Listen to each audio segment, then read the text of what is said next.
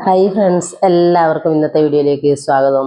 ഇന്നത്തെ recipe soft ഉണ്ണിയപ്പത്തിൻ്റെ റെസിപ്പിയാണ്. അപ്പം നമുക്കിതെങ്ങനെയാണ് തയ്യാറാക്കുന്നതെന്ന് കാണാം. എല്ലാവർക്കും തന്നെ ഉണ്ണിയപ്പം തയ്യാറാക്കാൻ അറിയാം, എങ്കിൽ കൂടി ഇത് അറിയാത്തവർക്കായിട്ട് ഉള്ള ഒരു റെസിപ്പിയാണ്.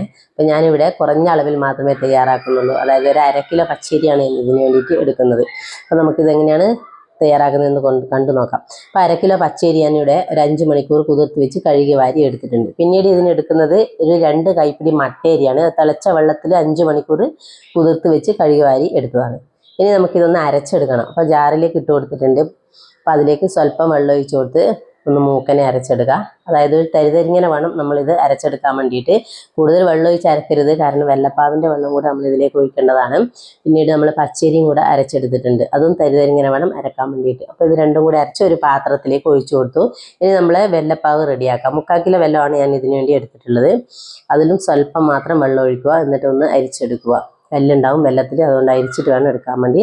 അപ്പോൾ അത് ചൂടോടുകൂടി തന്നെ നമ്മൾ മാവിലേക്ക് ഒഴിച്ചു കൊടുക്കുക. ഒഴിച്ചു കൊടുക്കുന്നവരും കൈവിടാതെ ഒന്ന് ഇളക്കിക്കൊണ്ടിരിക്കുക.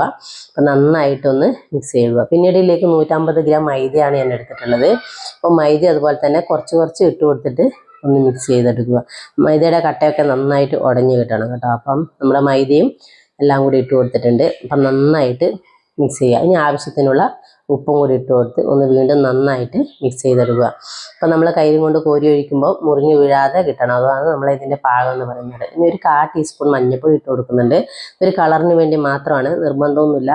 പിന്നെ അടച്ചു വെച്ച് ഒരു 5-6 മണിക്കൂർ എടുത്തു പോകുക. പിന്നീട് ഇതിലേക്ക് ഒരു 2 ടേബിൾ സ്പൂൺ അവിൽ, 1 ടീസ്പൂൺ ചെറിയ ജീരകം, ചുക്ക്, ഏലക്കായ ഇത്രയും എടുത്തിട്ടുണ്ട്. ഇതൊന്ന് പൊടിച്ചെടുക്കണം. ജാറിലേക്ക് ഇട്ട് അതിലേക്ക് പൊടിക്കാൻ വേണ്ടിയിട്ട് 1 ടീസ്പൂൺ പഞ്ചസാരയും കൂടെ ചേർത്ത് കൊടുക്കുന്നുണ്ട്. അപ്പോൾ ഇതൊന്ന് നന്നായിട്ട് പൊടിച്ചെടുത്ത് അതിലേക്ക് ഇട്ട് കൊടുക്കുക. പിന്നീട് നമ്മളിതിലേക്ക് നെയ്യിൽ തേങ്ങാക്കുത്ത് വറുത്ത് ഇട്ട് കൊടുക്കുക. അതിൽ അല്പം വെള്ളം കൂടെ ഇട്ട് കൊടുക്കുന്നുണ്ട്. ഇത്രയും സാധനം നമ്മൾ 5 മണിക്കൂർ കഴിഞ്ഞതിന് ശേഷമാണ് ഇട്ട് കൊടുക്കുന്നത് കേട്ടോ. പിന്നീട് ഒരു നേന്ത്രപ്പഴം അരച്ചത് കൂടെ ചേർത്ത് കൊടുക്കുന്നുണ്ട്. അപ്പോൾ അതും കൂടെ ചേർത്ത് കൊടുത്ത് നമ്മൾ നന്നായിട്ട് മിക്സ് ചെയ്ത് എടുക്കുക. അപ്പം നമ്മുടെ കാരയിൽ നിന്ന് വെളിച്ചെണ്ണയൊക്കെ തിളച്ച് വരുന്നുണ്ട്. അതിലേക്ക് 1 ടീസ്പൂൺ നെയ്യ് ഒഴിച്ച് കൊടുത്തിട്ടുണ്ട്. അപ്പം നെയ്യും കൂടെ ഒഴിച്ച് കൊടുത്ത് ഒന്ന് മിക്സാക്കി നമ്മളെ എണ്ണയിലേക്ക് നമ്മളെ മാവ് ഗ്ലാസ്സിലെടുത്തിട്ട് ഒഴിച്ചു കൊടുക്കുക. നമുക്ക് ഗ്ലാസ്സിലാണെങ്കിൽ നമുക്കിത് എളുപ്പത്തിൽ ഒഴിച്ചു കൊടുക്കാൻ പറ്റും, തവിയിൽ ഒഴിച്ചു കൊടുക്കുന്നതിനേക്കാളും. അപ്പം നമ്മളത് നന്നായിട്ട് പൊങ്ങി വരുന്നുണ്ട്.